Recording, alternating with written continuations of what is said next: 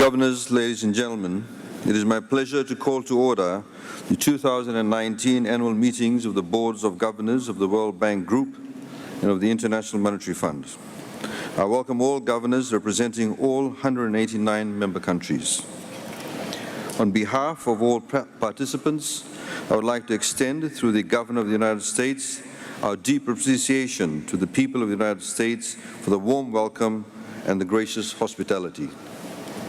It is customary in these meetings to hear first from the Chair, and I shall proceed in the same way.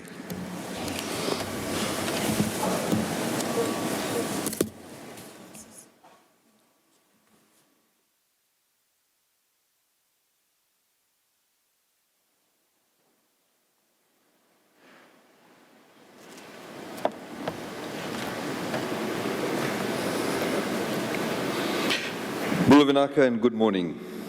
It is a pleasure to welcome you all to the 73rd Plenary of the Boards of Governors of the World Bank Group and International Monetary Fund, 75 years on from the Bretton Woods Conference, which marked the inception of these institutions and our multilateral system. I'd also like to welcome World Bank Group President David Malpass and IMF Managing Director Kristalina Georgieva to their first plenary session in their new roles. Ladies and gentlemen, please put our hands together for them and welcome them.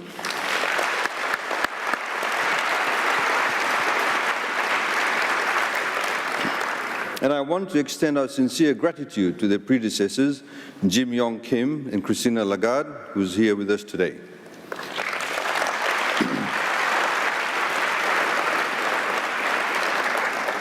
Ladies and gentlemen, when our predecessors gathered in New Hampshire in the summer of 1944, the world was suffering from monumental failures of its political and economic systems.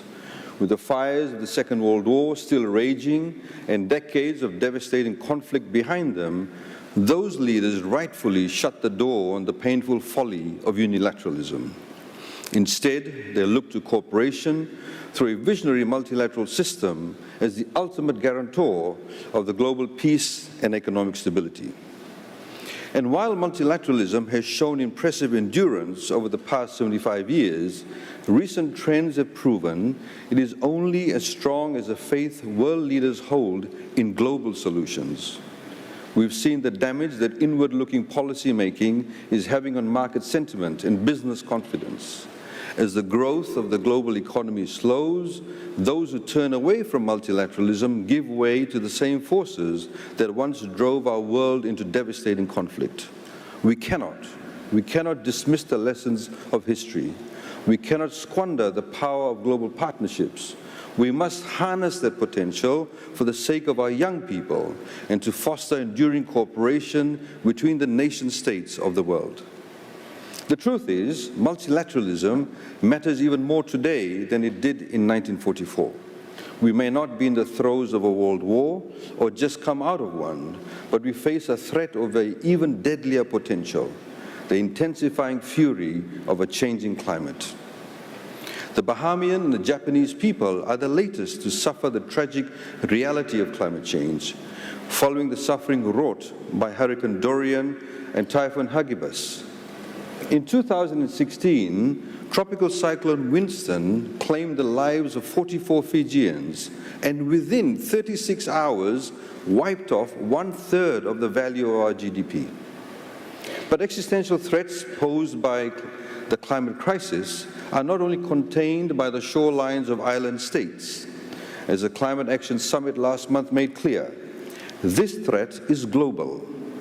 Whether it is superstorms wreaking havoc in Asia and the southern eastern regions of the United States of America, the desertification across Africa, changing weather patterns in the Mediterranean, the melting glaciers in Pakistan, or the rising seas lapping at the coastline cities of Miami to Jakarta and to Dhaka, the entire world is vulnerable. As the Fijian Prime Minister Frank Bainimarama often reminds us, we are all in the same canoe when it comes to dealing with climate change. The growing severity of the climate threat has driven us into a complex and challenging landscape. But if we show the courage and the creativity to evolve our global frameworks, there are opportunities waiting to be unlocked. In the case of small states, tragedy has taught us that economic development and climate resilience must be one and the same. The investments we make in adaptation saves lives and saves us the costs of continuous rebuilds many times over, granting our economies the resilience to bounce back after climatic events without restarting and recharting our progress. But adaptation investments are not conventional outlays. The upfront costs are far higher, and the returns pay back over far longer haul. We cannot build stronger bridges, bury electrical cables, or relocate entire communities with the expectation of immediate financial payoffs. These are investments that build long-term durability, stability, and sustainability into our economies, even as the seas rise, worsening storms bear down upon us, and changing weather patterns diminish agricultural output and food security. But the traditional metrics used to measure debt sustainability do not capture the intrinsic benefits of adaptation, nor the opportunity cost of failing to build resilience now. This narrow focus has forced some states to make the impossible choice between what is currently considered debt sustainability and desperately needed investments in adaptation. It is becoming clear that the old frameworks for measuring debt sustainability cannot stand the heat of a warming world.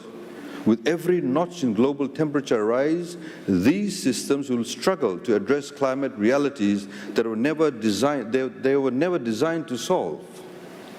We need to recalibrate and revamp the development finance architecture to keep pace with the rapid changes in our climate and the resulting effects on nation states. The indisputable benefits of adaptation must form the basis of new metrics and measure of debt sustainability.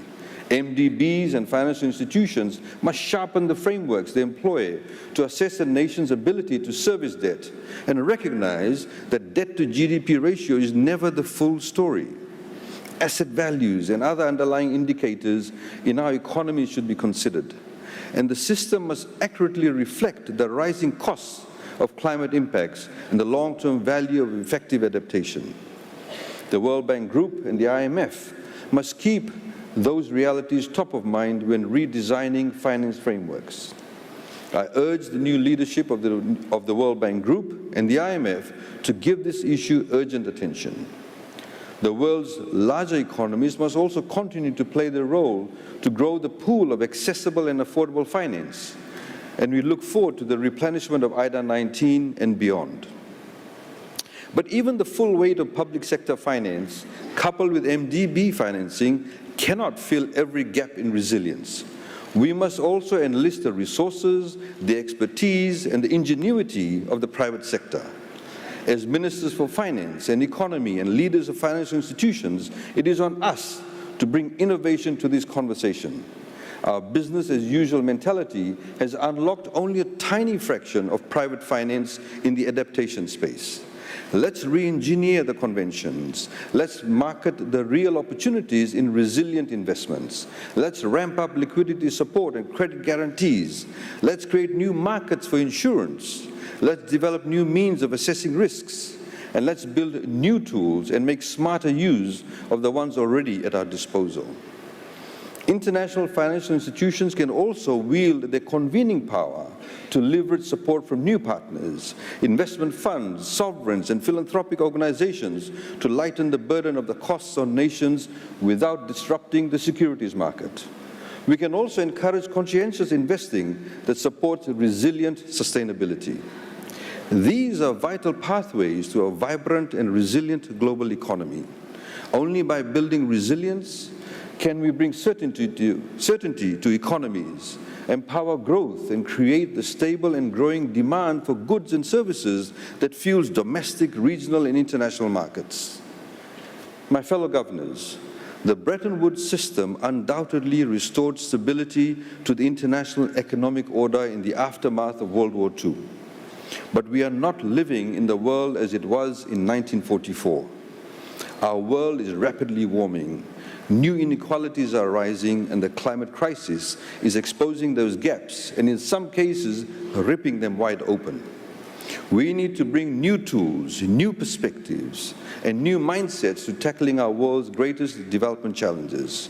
If we do so, we are confident that at the ripe age of 75, our rules-based multilateral system will still be agile enough to live up to its highest founding ideals and indeed leave no nation behind. Vinakabakalevu, and thank you very much.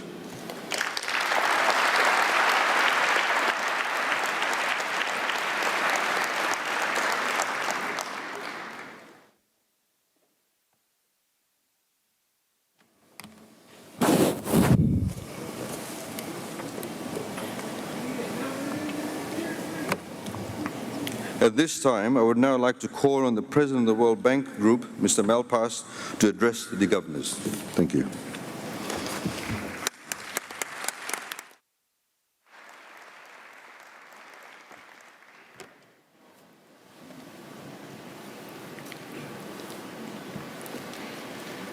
Thank you very much, Chairman Syed Qayyum, and thank you also to IMF Managing Director Georgieva, to governors and distinguished guests. Thank you for joining us at the annual meetings.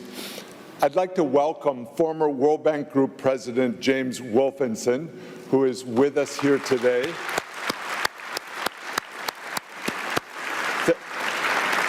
Thank you, Jim, and thank you to the many other leaders in the audience for your hard work, leadership, and service. Thank you, Chairman, for your remarks. The delegates who gathered at the Bretton Woods conference 75 years ago faced great uncertainty. War was raging in Europe and the Pacific.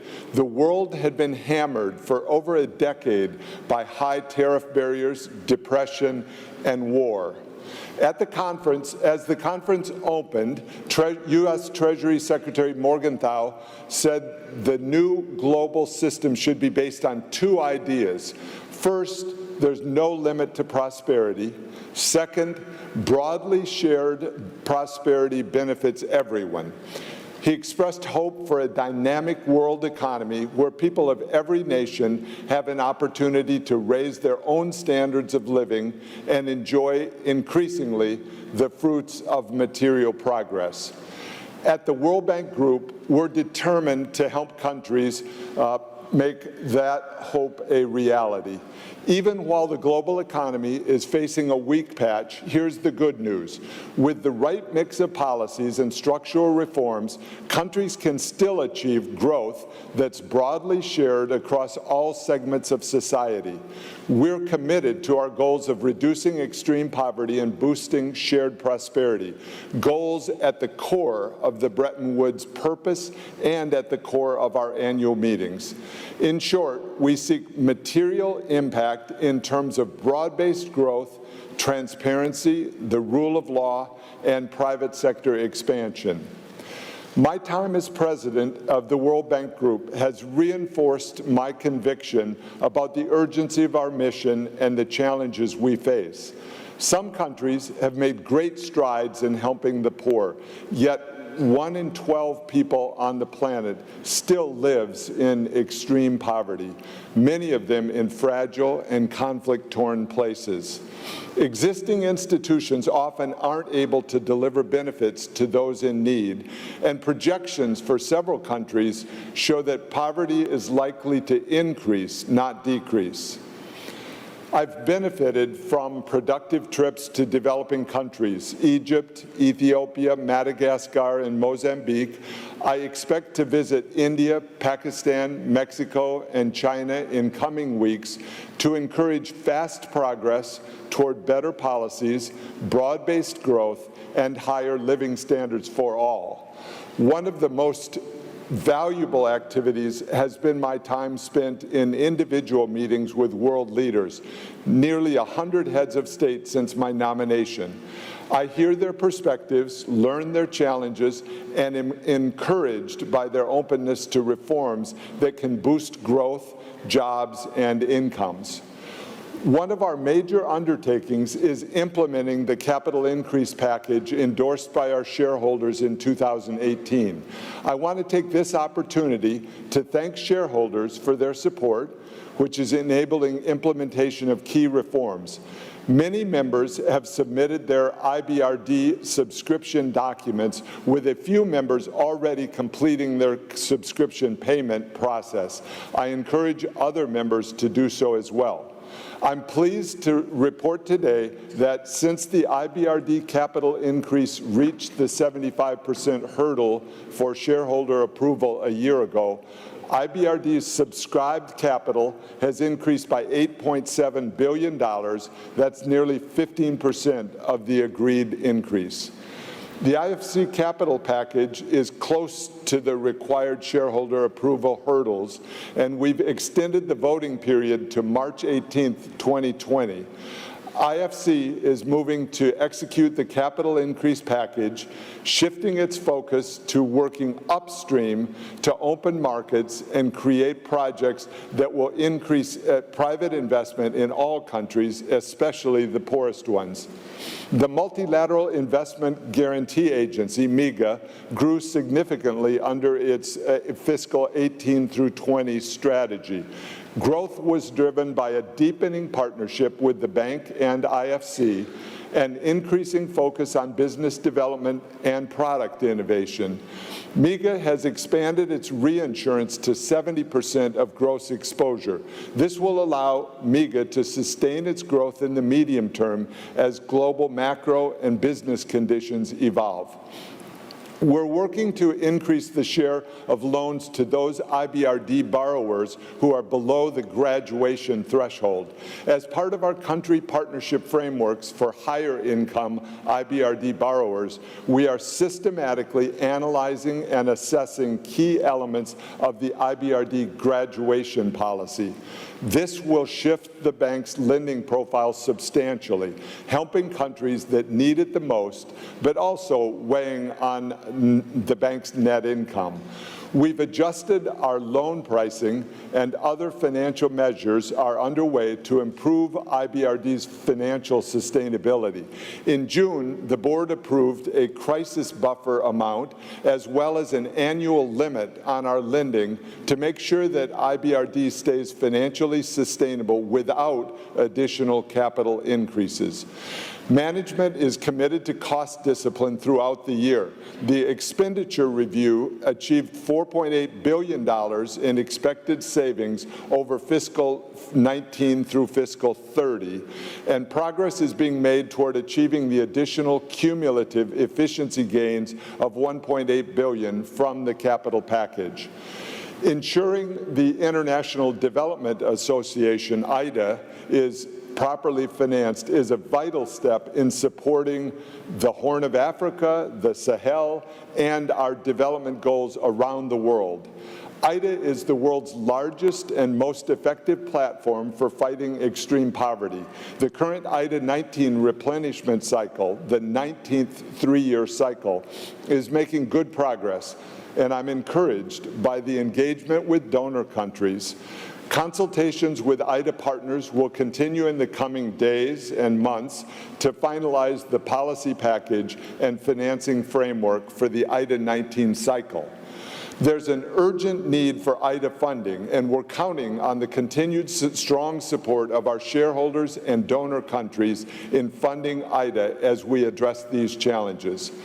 IDA 19 will expand IDA's regional program as well as increase resources for fragile situations. We expect to see poverty become more concentrated in fragile and conflict-affected states, with many refugees fleeing to countries that already struggle to deliver basic services, security, and peace to their citizens. Notably, IDA commitments to countries affected by fragility, conflict, and violence reached $8 billion in fiscal 2019. Regarding peace and security, let me highlight just one of dozens of my memorable meetings. At the end of April, I met with Ethiopian Prime Minister Abiy Ahmed. He described with passion his work toward peace in the region, his peacemaking trips to neighbors, and his dramatic economic program, which we are supporting with one of our biggest programs in the world. I phoned Prime Minister Abiy on Friday after he was named the winner of the Nobel Peace Prize, and I congratulated him. Thanks in part to his efforts and to others in the region, the Horn of Africa has the chance to break out of its long period of violence. In recent weeks, I've had the chance to meet with and encourage the nearby heads of state of Sudan, Somalia, Kenya, Rwanda, and Egypt, and others at the World Bank are also meeting with South Sudan, Eritrea, and Djibouti. We can all take a moment today to look for ways to help this important region move dramatically forward toward peace. This brings me to the importance of World Bank Group personnel who bring their dedication, skills, and experience to the job every day. I've welcomed spending highly valuable time with hundreds of our development professionals. One of the most dynamic is Kristalina Georgieva. I'd like to take the opportunity now to recognize Kristalina's accomplishments and congratulate her on her appointment as Managing Director of the IMF. Congratulations, Kristalina.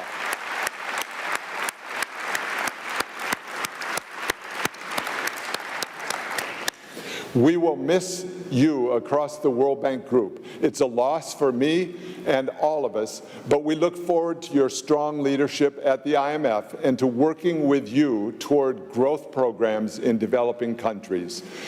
The transition in leadership at the bank has been fast-moving and is going smoothly. Congratulations to our new Managing Director, Axel van Trotzenberg. Many of you here know the depth of his experience and expertise, including regional operations, IDA replenishments, relationships with stakeholders, and leadership skills, to name a few. Congratulations, Axel.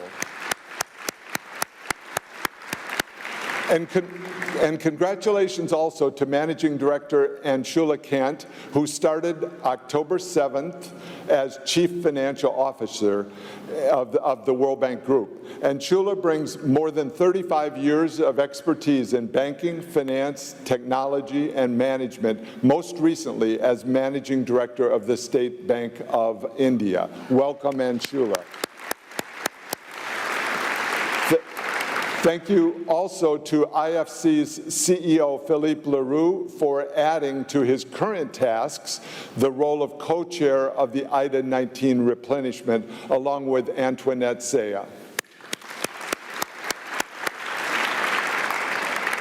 And finally, I'd like to thank Keiko Honda for her 6 years of work at MIGA. We're reaching the conclusion of a broad search for her replacement, and I hope to have an update in coming weeks. Thank you, Keiko.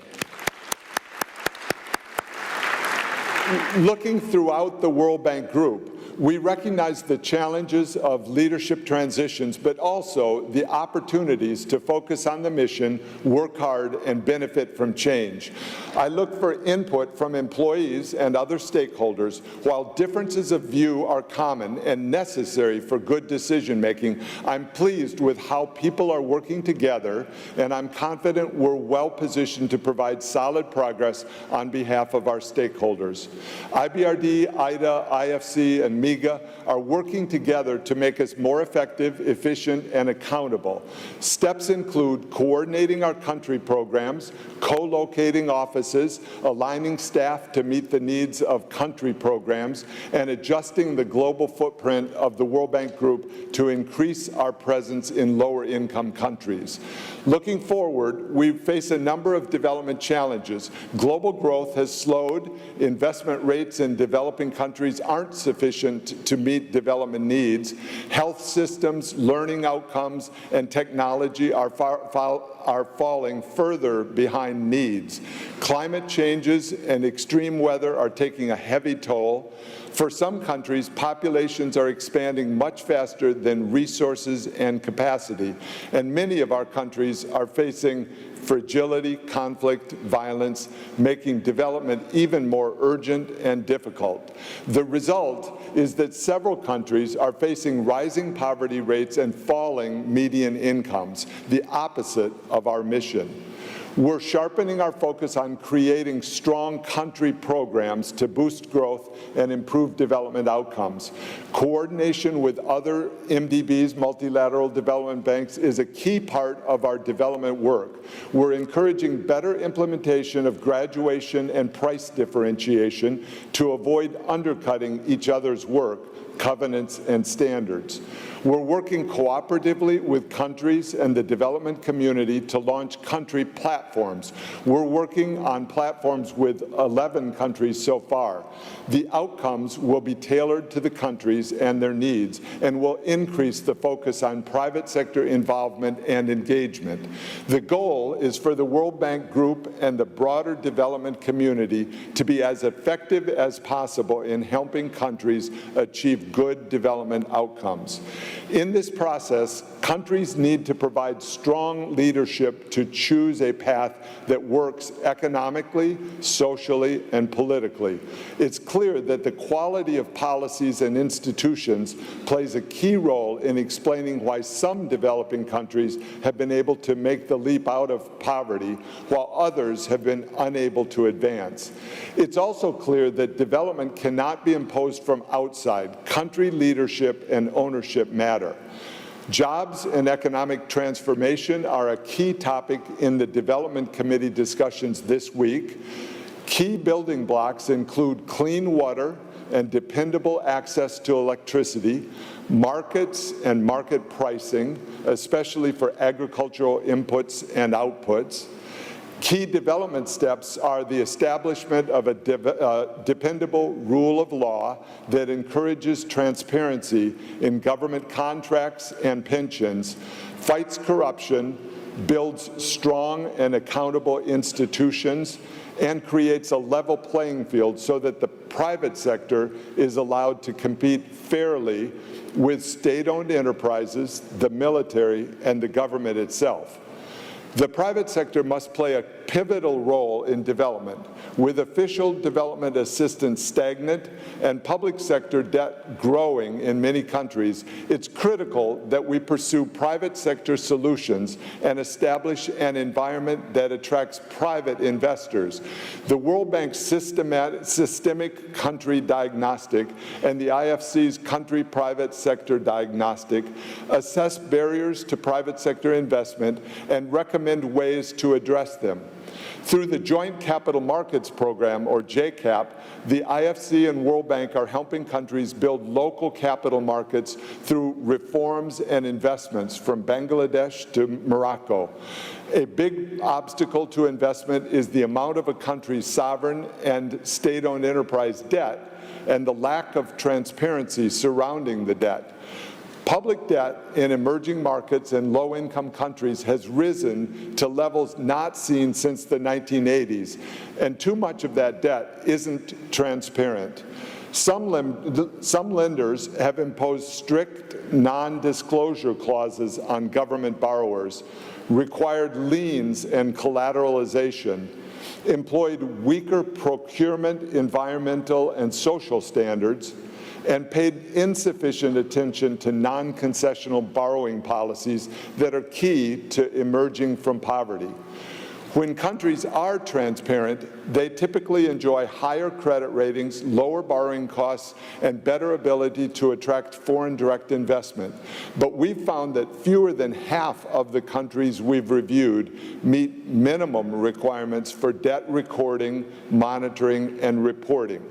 It's also critical to have transparency in public spending and public pensions. We support public expenditure reviews to understand gaps in service delivery relating to resource allocation decisions and process-related bottlenecks. Our development policy financing, which disperses against impactful prior policy reforms, will increasingly play a role in encouraging more transparent and sustainable borrowing practices, as well as more effective and efficient public spending and policy reforms. Transparency will help attract finance, innovation, and expertise so countries can build the infrastructure they need. They face severe deficits in clean water, electricity, roads, and telecommunications. Deficits in telecommunications reduce connectivity and undercut job creation and access to markets. Trade facilitation is a critical part of many of our country programs because the economic benefits from commerce and trade are immense, and constructive policies such as customs processing, tariff harmonization, and standardized bills of lading are achievable. We're putting substantial resources into closing the gender gap. In fiscal 2019, over 60% of combined IBRD and IDA operations helped address gender gaps and encourage full incorporation of women in economies. Globally, countries are losing $160 trillion in wealth due to differences in lifetime earnings between men and women. Later today, I'll join a panel to talk about unleashing the potential of women entrepreneurs. We're investing in capital, in human capital. More than half of all 10-year-olds in low and middle-income countries can't read, which is unacceptable. In this week's education and learning announcements, which I was pleased to join yesterday, we set a target of at least cutting learning poverty in half. We're also making important investments in health. Some of the goals: preventable maternal and child mortality, ensuring that women and children can access comprehensive health services, and reduce childhood stunting. Massive growth of cities is an inevitable part of the outlook. It presents critical challenges and opportunities for development. One key example is the design and enforcement of street grids as cities grow. The World Bank Group is helping to build sustainable cities by investing directly in urban infrastructure and helping national and municipal governments develop fiscal and financial systems to expand revenues and provide access to private capital. Climate and environment investments are a key part of the World Bank Group's work, and in fiscal 19, we committed $17.8 billion to climate-related investments. Among multilateral development banks and other international organizations, we are the single largest funder of climate action, providing almost half of the total climate-related finance. Over 30% of IBRD and IDA and IFC commitments included climate co-benefits in fiscal 2019, surpassing our target. We've doubled our climate commitment targets for fiscal 21 through 25 to $200 billion. We recently launched Pro-Green, and it's an umbrella trust fund to boost efforts to stop deforestation, restore degraded lands, and improve livelihoods in poor and rural communities. We're also working through Pro-Blue, a new umbrella multi-donor trust fund to help countries sustainably develop their blue economies. We're aggressively expanding our work on marine plastics and the prevention of marine pollution. To scale up climate-related investments, we've launched initiatives such as Scaling Solar, which is helping countries accelerate development of utility-scale solar energy plants. We're one of the biggest financiers of renewable energy and energy-efficient projects in developing countries. Advances in digital technologies are another critical development path. A decline in transaction costs is particularly beneficial for new entrants to markets, women, small businesses, and the poor. We're almost at the point of having systems that would allow the poor to electronically receive remittances, foreign aid, and social safety net payments, as well as their earnings, and then be allowed to save and transact freely. Once more countries enable these technologies, the innovation may turn out to be as big an advance in development policy as the ones that allowed people to move from a barter economy to a market economy. Global development is a complex challenge, but if we stay focused and keep our mission in mind, I'm confident we can help improve outcomes. At the World Bank Group, we have a strong culture grounded in our founding principles and embodied by our hardworking staff. It's important that we are open and transparent about how we do our work and the results we achieve. I want staff and stakeholders to feel they have the freedom to raise issues in a culture of open, candid communication. Our mission is urgent. Our shareholders have given us clear guidance through the capital increase package and have set high development ambition for IDA 19. The IDA 19 proposals cannot be achieved without the strong support of all development partners. I thank our IDA partners for their commitment and generosity. I'm confident that working together, we can create better conditions with stronger policy frameworks and more robust institutions aimed at broad-based growth that reduces poverty and boosts shared prosperity. Thank you all very much. Thank you.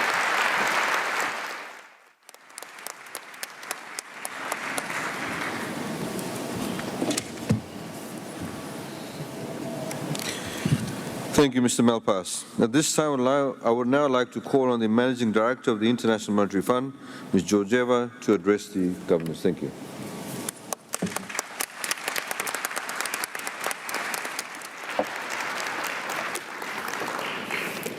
Good morning, Mr. Chairman, governors, distinguished guests. I am honored and humbled to speak for the first time as a managing director of the IMF, and even more so in the presence of Jim Wolfensohn, whose tenure at the World Bank brought the fight against poverty at the center of the institution and left such a mark for all of us to follow. I'm very fortunate, Jim. I'm very fortunate to take over from a remarkable woman whose vision and leadership have lifted up the fund, made the institution stronger, more innovative, more relevant. Thank you, Christine.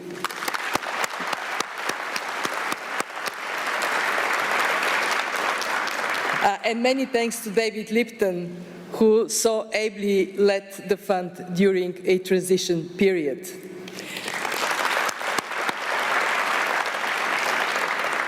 I'm delighted to share the stage with Ayaz Sayed Khayyam, the chair of the Board of Governors, and with David Malpass, the president of the World Bank, who was a great boss and is going to be a great partner. I want to begin by quoting one of the founding fathers of the Bretton Woods institutions, John Maynard Keynes, who once said, "Economics is essentially a moral science and not a natural science. That is to say, it employs introspection and judgments of value." These words speak volumes about the IMF and its staff. For all their methodical work, fund staff are guided by their commitment to improving people's lives. They are not just employing judgments of value. They are seeking to add real value.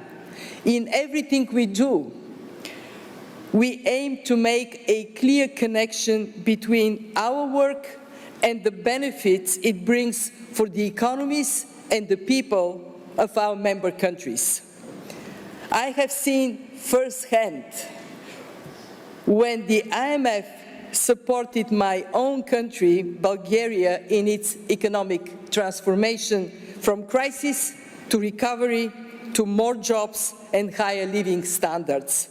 And I have seen time and again how ordinary people benefit when transitions are well managed, when the IMF is playing its essential role in promoting sound policies for inclusive and sustainable growth. I am mindful of the responsibility that comes with my position, especially at the time of accelerating change in technology, in climate, in the nature of work, just to name a few. In this environment, I think of the IMF as being an important transmission line, transmission of knowledge, financial resources, good policies, capacity development, a wealth of experience and tools that help countries embrace the benefits of change and reduce the risks of falling behind.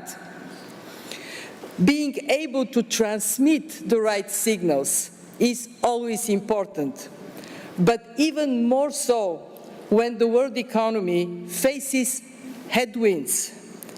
Indeed, after a synchronized upswing, we are now facing a synchronized slowdown. A deceleration in nearly 90% of the world's economies means that growth this year is expected to reach only 3%, its lowest rate since the beginning of the decade. Yes, the global economy is still growing, but it is growing too slowly. This is partly because trade tensions are now taking a toll on business confidence and investment.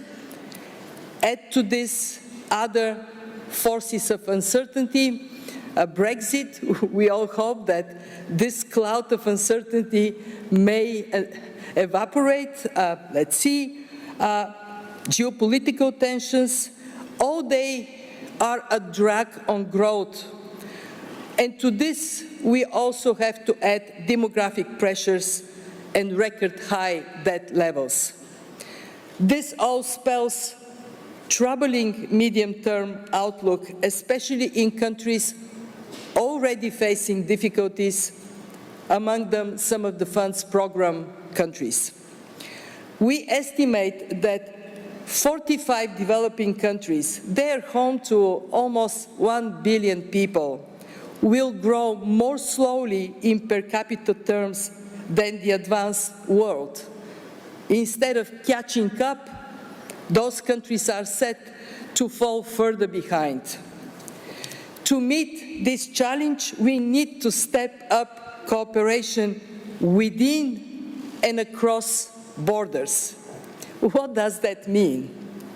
It means that countries must work together to find a lasting solution on trade and keep tensions from spilling over into other critical areas, such as currencies and technology.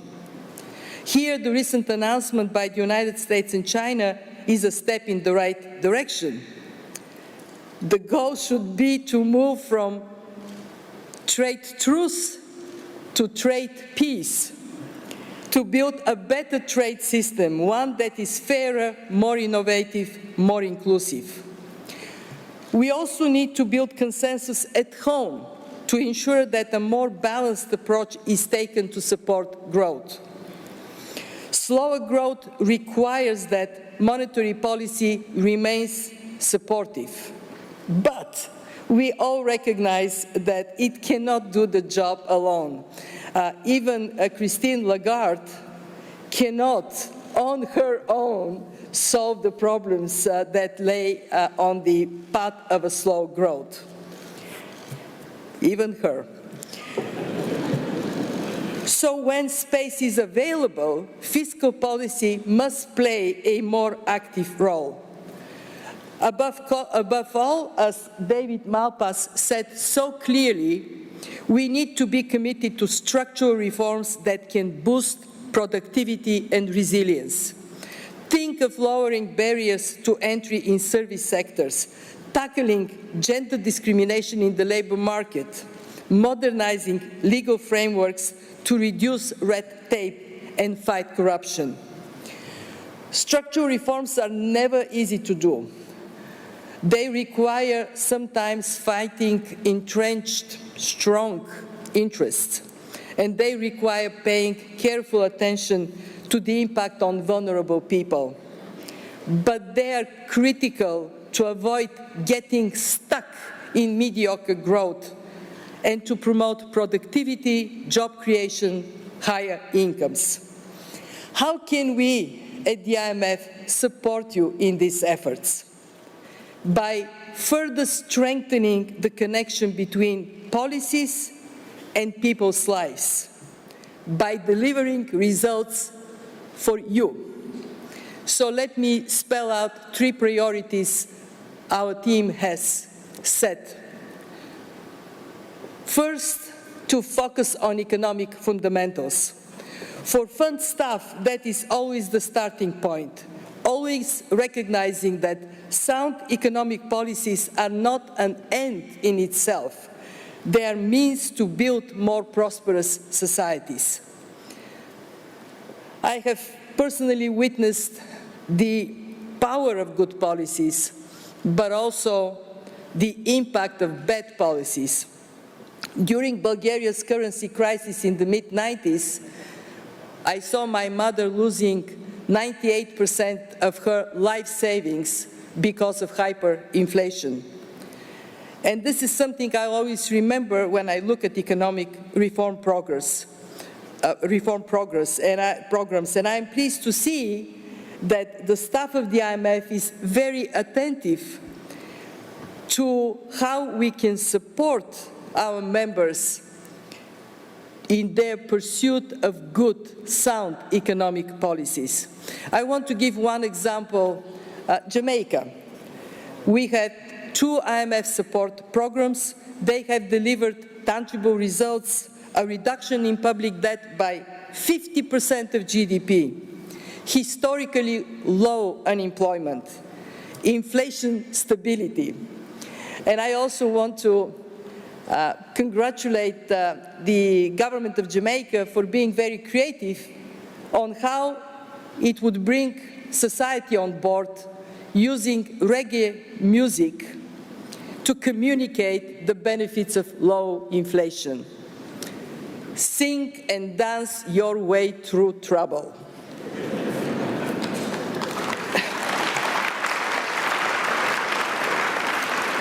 This focus on results has been driving the ongoing progress in the fund's approach, improving the design of our lending programs, including expanding support for low-income countries at 0 interest, upgrading our surveillance to enhance the quality of the policy advice that stems from it, and further integrating capacity development with surveillance and lending. Given the precarious outlook for the world economy, we must go further. This means even more focus on countries that would be affected most in a downturn, among them fragile states. This means using our tools even more effectively in precautionary posture. And it means, above all, making our efforts ever more attuned to individual country circumstances, so we can deliver better services to you. Our second priority is to focus on what matters most to people in their daily lives. Better jobs, higher wages, greater access to finance, more opportunities for women, more opportunities for young people. These are all areas where we need more potent reforms, more public and private investments. And this would help countries to make their economies both more competitive and more inclusive. The goal is to unlock the full potential of human capital in all countries. In other words, we need to put in action our conviction that if you want to be wealthy tomorrow, you have to invest in your people today. It is so exciting, and I want to thank Christine, that the fund has significantly stepped up its engagement on social spending issues. In Ghana, helping to create fiscal space for more education spending. In Georgia, supporting efforts to increase the minimum public pension. In Egypt, helping to expand a cash transfer program for poorer households. And in many countries, helping to boost public revenues so there is ample space for social spending, and more broadly, ample space for progress to achieve the Sustainable Development Goals. We will maintain this momentum. We will continue to build on the fund's strength. Our global membership gives us a unique cross-country perspective and a unique perspective over time, 75 years of history. And this history teaches us that our success depends on strong partnerships, including with other organizations and most importantly with our sister organization, the World Bank. Think about what we have done together already in debt relief, in financial stability assessments across a broad range of countries, in effective engagement on fintech. And I commit to you that with David Malpass, we will further expand our collaboration in key macro-critical areas, as well as on the ground in program countries. And that brings me to my third and last priority, reinvigorating international cooperation. I have always admired the IMF, like the bank, an institution so strongly committed to build bridges between nations.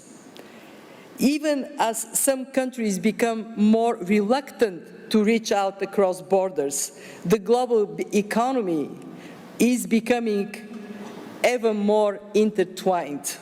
So many issues can be effectively addressed only by us working together. Action on climate is one of them. And I want to echo the chair for his passionate call on us to embrace climate action. This is what we do at the fund. We are committed to continue working on mitigation and adaptation, on carbon pricing, on building resilience. Action on trade also requires more international cooperation, not less. And the same goes for corporate taxation, financial regulation, fighting money laundering, fighting the financing of terrorism.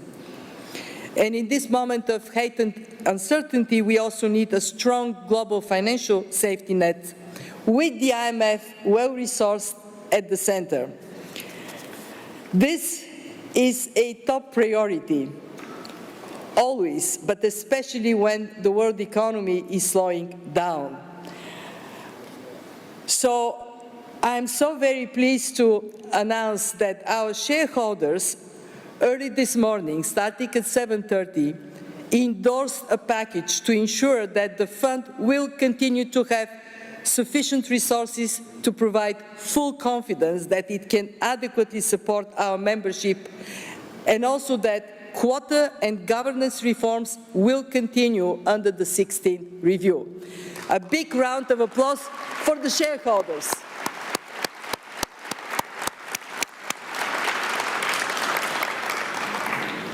Being more effective also means continuing to learn from experience and at the same time continuing to modernize the fund, to streamline our systems, to leverage new technology, to further increase the diversity of our staff. Our staff, the fund's greatest asset, your greatest asset. And I want to thank them profoundly for their incredible work. I am so proud of you. I want to thank the management team, and I want to thank our executive board, not least for your trust in electing me in this position. Thank you.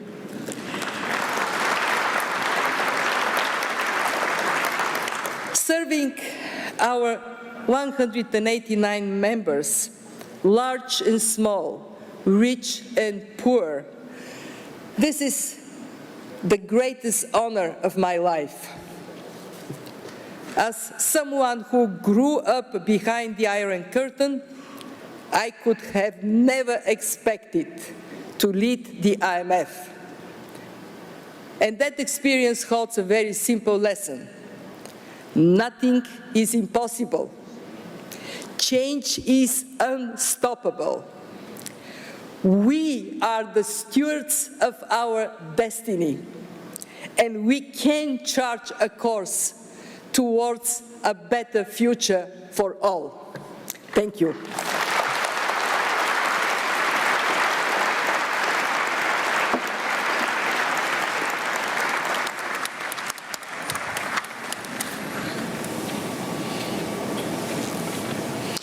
Thank you very much, Ms. Georgieva. Let us now, ladies and gentlemen, turn to the formal business of the institutions. We have before us the reports and recommendations of the Joint Procedures Committee. Report 1 covers the business of the Bank, IFC, and IDA. Report 2 covers the business of the Fund, and Report 3 concerns matters of common interest to all the organizations. We also have the report of the Procedures Committee of the Multilateral Investment Guarantee Agency. On the recommendation of the Joint Procedures Committee and the MIGA Procedures Committee, I propose that the adoption of these reports and the recommendations contained therein be adopted. As there are no objections, the reports and recommendations are adopted. On matters related to the International Center for Settlement of Investment Disputes, I ask Mr. Malpass, as Chair of ICSID's Administrative Council, to take the floor for his brief intervention. Thank you. Thank you, Mr. Chair. I'll do it from here if I may. Sure. Thank you. I'm honored to open this 53rd annual meeting of the ICSID Administrative Council. The two items on the ICSID agenda this year call for the adoption of resolutions by the Council to approve the 2019 ICSID annual report and to adopt the administrative budget for fiscal year 2020. The draft resolutions have been distributed to the members. I propose that the draft resolutions on the ICSID 2019 annual report and the ICSID administrative budget for the fiscal year 2020 be adopted. Without objection, the resolutions are adopted. I hereby adjourn the 2019 annual meeting of ICSID's Administrative Council. Thank you, Mr. Malpass. I would like to take this opportunity now to thank the governors of the World Bank Group and the Fund for the honor to have served as chair of this joint session, and I thank you for your support and cooperation. Allow me also to express my deep appreciation to Mr. Malpass and Ms. Georgieva for their leadership in our two institutions. I also appreciate the commitment of the staffs of the Bank Group and the Fund for carrying out the vital work of these institutions. I would also like to thank Ms. Shikata and Mr. Lin, as well as the staff of the Secretariat of both institutions for the successful organization of these meetings. I would also like to further thank the two vice chairs, the governors for Canada and South Africa. I wish to congratulate the Governor for Ghana, who has been selected to chair for the coming year. I wish all the governors and delegates a fruitful and productive meeting period over the next few days and a safe journey home after the completion of our work. I look forward to seeing you next year again in Washington, D.C.